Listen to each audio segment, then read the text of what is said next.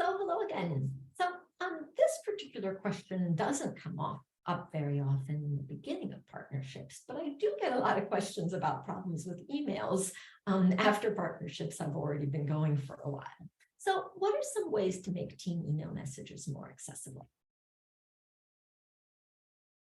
So email is often a necessary evil. It's hard for any of us to keep up with it, but it's especially challenging when we're talking about participatory research.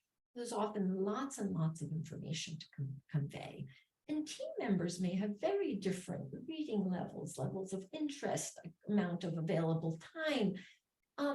It's hard to write one message that actually will be adequate and useful to your entire team. It's also really hard to balance transparency and making sure everybody kind of has access to everything with just plain overwhelm. So our strategy, which is far from perfect, but our strategy is to one, have separate listservs where different messages may go to different groups or subgroups depending on who needs to see a particular message. For all of them, we use structured email headers. This seems like a trivial thing, but it actually makes a big difference. Our particular headers are: who is this message for? What's the purpose of this message? The actions, with kind of very clear bullets of what we expect people to do. The deadline, a stipend, and whether or not there's a stipend for doing that action. And then a brief bulleted summary of the main points. After that, we have the details in a question and answer format in as plain language as possible. This allows people to get a sense of what it is they actually need to do before wading through a large amount of text.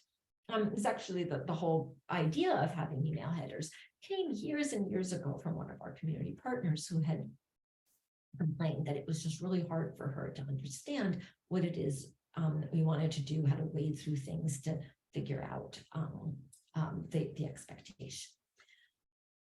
We do include more technical information, again, because some of our partners really actually care about transparency. We don't want to make it seem like we're hiding anything from them, but that those technical things can also be rather overwhelming to others. So we very clearly mark technical information or extra attachments as optional.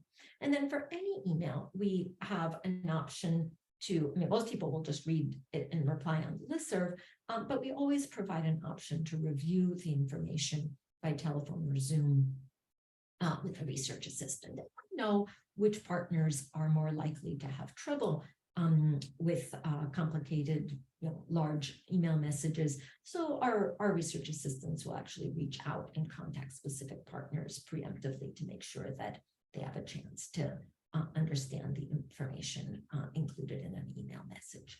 We have some examples of a template and emails from our group on the website. Doesn't sound like a big deal, but boy, can it really, really go wrong if you don't structure your emails right. Thanks to the Full Aspire team and AIP.